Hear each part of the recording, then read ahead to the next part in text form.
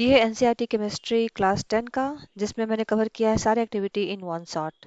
क्योंकि एग्जाम बहुत नज़दीक है तो इस चैप्टर को आप इस एक्टिविटी के माध्यम से समझ सकते हैं। तो चलिए स्टार्ट करते हैं बिना देर किए हुए एक्टिविटी 1।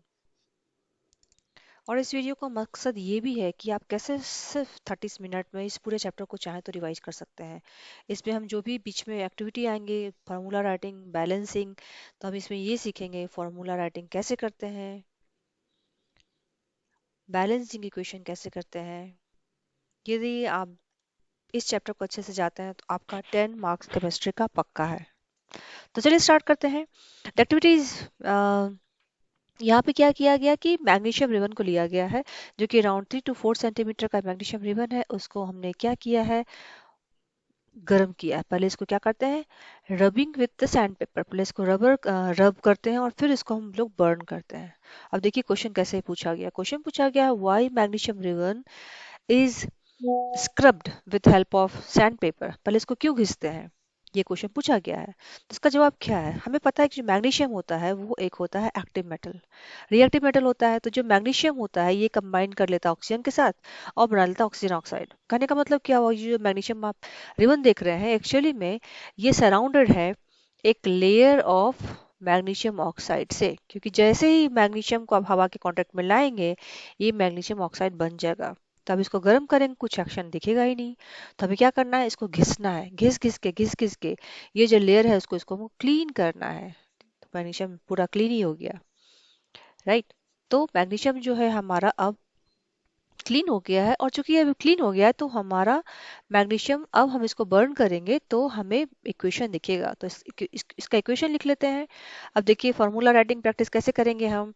मैग्नीशियम लिया, इसको हम ऑक्सीजन प्रेजेंस में बर्न किया और बन गया मैग्नीशियम ऑक्साइड, जो कि आप देख सकते हैं यहाँ पे पाउडर फॉर्म में मैग्नीशियम ऑक्साइड वॉच ग्लास में झड़ के यहाँ पे गिर के कलेक्ट हो गया है।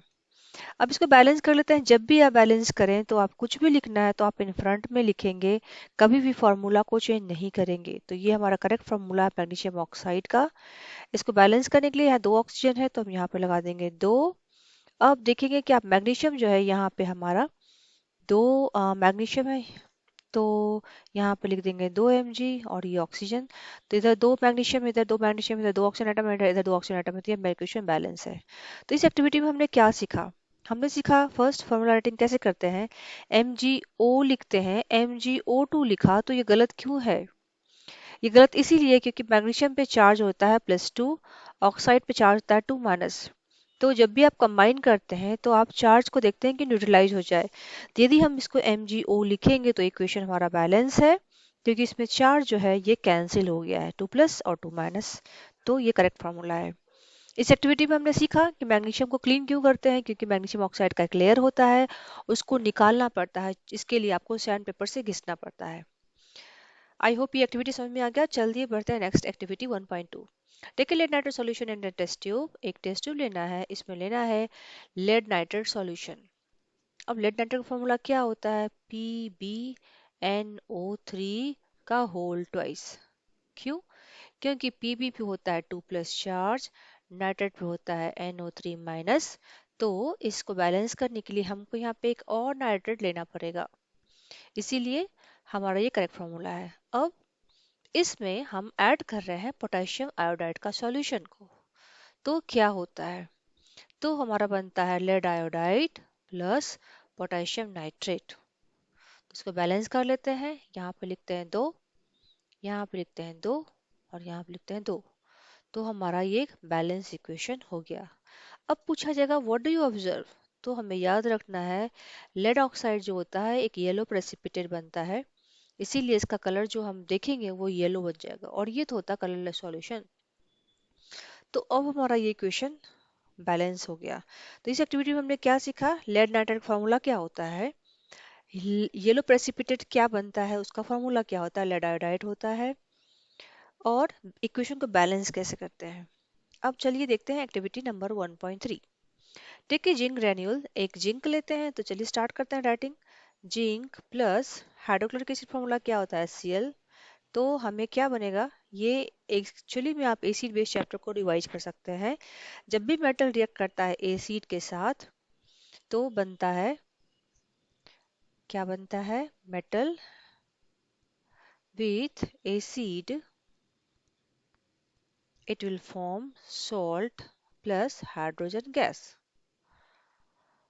ये पूरा मेसी हो गया, मैंने वर्ड इक्वेशन भी डाल दिया और केमिकल इक्वेशन भी डाल दिया।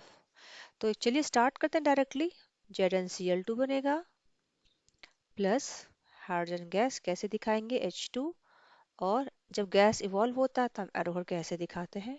अब ये इस इक्वेशन को बैलेंस कर लेते हैं। यहाँ 2 क्लोरीन है, यहाँ 1 है, तो यहाँ रख देते हैं 2। H2 ऑलरेडी बैलेंस है, यहाँ पे जी एक है। चलिए ये हमारा करेक्ट फार्मूला हो गया। अब मुझे ये बताइए, यहाँ पे सिर्फ जगह पे हम यदि H2SO4 लिखते हैं तो हमारा इक्वेशन क्या होगा? तो कुछ नहीं, इसको कंबाइन करना है, सॉल्ट बनाना है। ZnSO4 plus hydrogen gas release हो गया आउट, और ये हमारा एक बैलेंस इक्वेशन है। डन। तो अभी क्या करना है? हाइड्रोजन गैस को निकालना है, जो भी बचता है उसको मेटल साथ कंबाइन करके एक सॉल्ट बना लेना है। तो अब आई होप ये एक्टिविटी 1.3 भी आपको समझ में आ गया। नेक्स्ट बढ़ते हैं एक्टिविटी 1.4 की तरफ, जो कि है एक कॉम्बिनेशन रिएक्शन। कॉम्बिनेशन रिएक्शन, अब हम इस चैप्टर में डिस्कस करने वाले हैं कि रिएक्शन कितने तरह के होते हैं। जो भी रिएक्शन होते हैं केमिकल रिएक्शन, मेनली आप देखेंगे तो ये होता है कॉम्बिनेशन, उसके बाद आता है डिकम्पोजिशन, उसके बाद आता है आपका डिस्प्लेसमेंट। डिस्प्लेसमेंट में होता है दो तरह का, डबल डिस्प्लेसमेंट भी होता है एक, डबल डिस्प्लेसमेंट और ऑक्सीडेशन रिएक्शन। इतने तरह का रिएक्शन हमें पढ़ना है, बस बहुत आसान है। तो चलिए स्टार्ट करते हैं। पहला है कॉम्बिनेशन रिएक्शन के साथ। तो कॉम्बिनेशन रिएक्शन नाम से ही लग रहा है कि कंबाइन हो गया है भाई, दो छोटे छोटे चीजें इसको कंबाइन कर दिया और एक बड़ा चीज बन गया है। इसमें एक ही प्रोडक्ट बनता है, वो बड़ा प्रोडक्ट बनता है। तो देखिए एक्टिविटी क्या बोलता है, इससे हम क्या सीखेंगे। Take a small amount of calcium oxide और क्विकलाइम, फॉर्मूला राइटिंग। क्विकलाइन का फॉर्मूला क्या होता है? डायरेक्टली पूछा गया, write the formula of quicklime. CaO, quick मतलब बहुत छोटा है, ऐसे हो गया। Slowly add water to this, इसमें हमने क्या किया? ऐड वाटर ऐड किया। और what do you feel the in change in temperature, और ये क्या बनाता है? ये बनाता है कैल्शियम हाइड्रोक्साइड। ओके, तो कैल्शियम हाइड्रोक्साइड का फार्मूला क्या होता है? कैल्शियम हाइड्रोक्साइड फार्मूला होता है, इसको हम बोलते हैं स्लेक लाइम या लाइम वाटर भी बोलते हैं। तो देखिए हमने कैसे कैसे सीखा कि कैसे आप एक्टिविटी की मदद से ही सिर्फ इस पूरे चैप्टर को खत्म कर सकते हो भाई। स्लेक्ट लाइम, स्लेक्ट लाइम का फार्मूला होता है कैल्शियम हाइड्रोक्साइड। इसको और क्या बोलते हैं? इसको और बोलते हैं लाइम वाटर। तो ये सब लाइम लाइम हो गया। लाइम मतलब लेमन से कंफ्यूज नहीं करना है, लाइम मतलब salt related with calcium, quick lime, slack lime, क्या लाइम वाटर। तो ये यही हो गया। अब यहाँ पे देख रहे हैं तो क्या देख रहे हैं कि एक छोटा मॉलिक्यूल दूसरा छोटा कंपाउंड, दोनों कंबाइन होकर के एक बड़ा कंपाउंड बना रहा है, इसीलिए इस रिएक्शन को क्या बोलते हैं? हम कॉम्बिनेशन रिएक्शन बोलते हैं। अब तीसरी बात हम यहाँ क्या सीखे कि ये एक एग्जाम्पल है एक्सोथर्मिक रिएक्शन का, क्योंकि इसमें हीट क्या होता है? रिलीज हो रहा है। जब हीट आपको रिएक्टेंट नहीं प्रोडक्ट के साथ दिखे, इसका मतलब हीट बाहर निकल रहा है, इसका मतलब ये क्या है? एक्सोथर्मिक रिएक्शन है। तो देख रहे हैं आप एक एक्टिविटी से कितनी सारी चीज को समझ सकते हैं, इस तरह से पढ़ना है आपको। आते हैं नेक्स्ट एक्टिविटी की तरफ, जो कि है हमारा डिकम्पोजिशन रिएक्शन। मैंने बताया था कि रिएक्शन कॉम्बिनेशन के बाद डिकम्पोजिशन होगा, ये जस्ट उल्टा है। कॉम्बिनेशन में हमने क्या किया था? छोटे छोटे को कंबाइन किया था और एक बड़ा कंपाउंड बनाया था। इसमें हम उल्टा करेंगे, मतलब क्या? जो बड़ा होगा उसको हम लोग ब्रेक करेंगे और छोटे छोटे कंपाउंड में बनाएंगे। तो अब ये जो ब्रेक है, इसका करने का बहुत सारा तरीका है।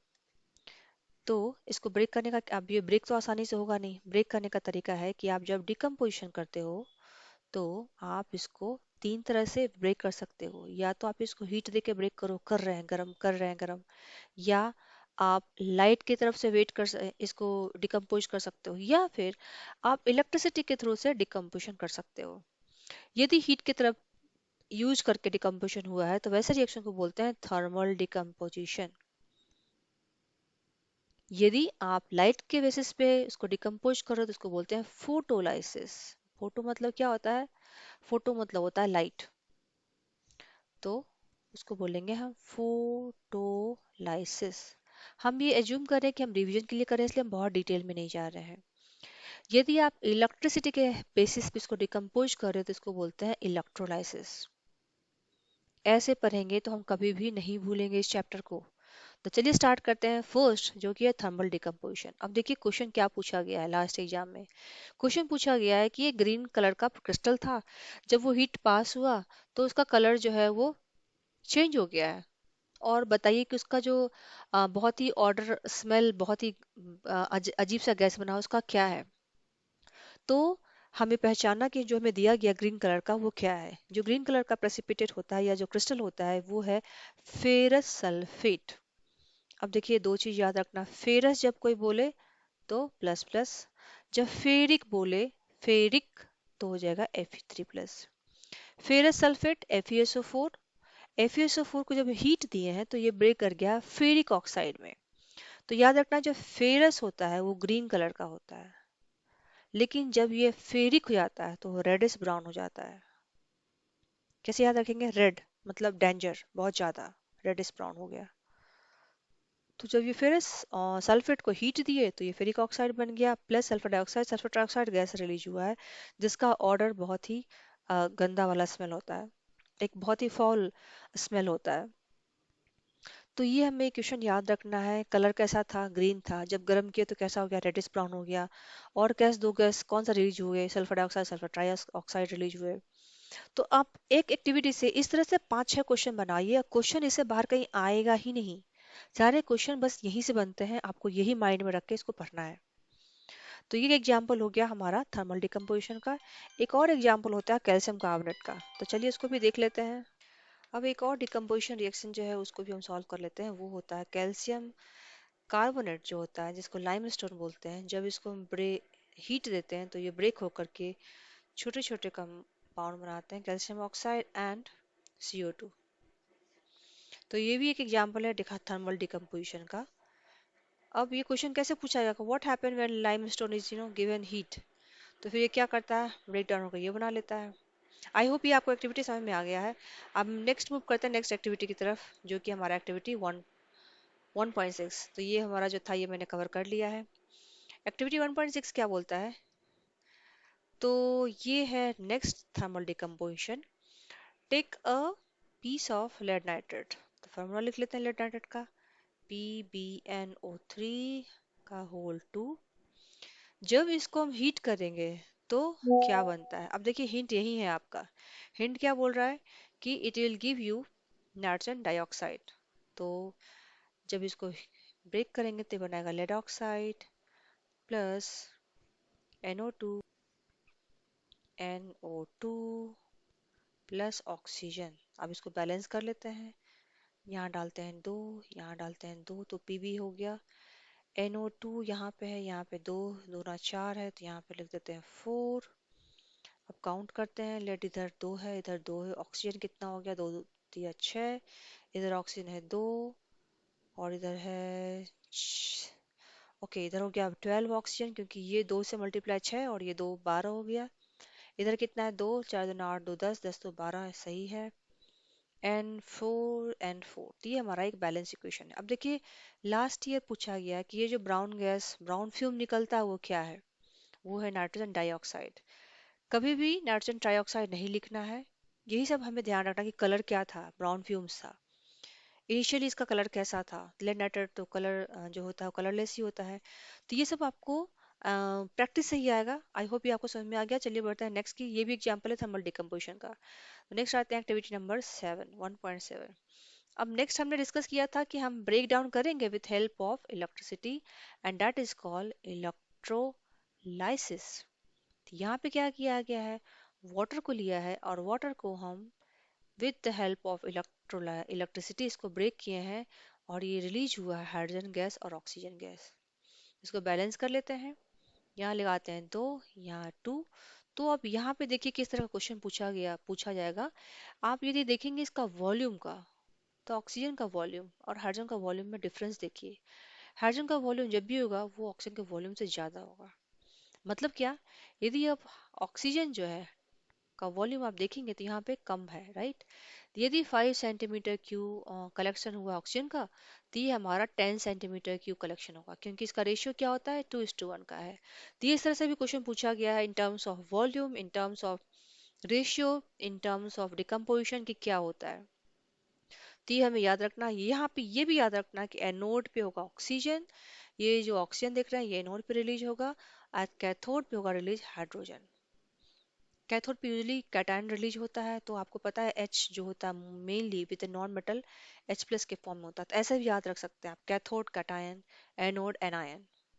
ठीक है, तो हमारा ये एक्टिविटी 1.7 भी कंप्लीट हो गया। आते हैं नेक्स्ट एक्टिविटी की तरफ जो कि है 1.8।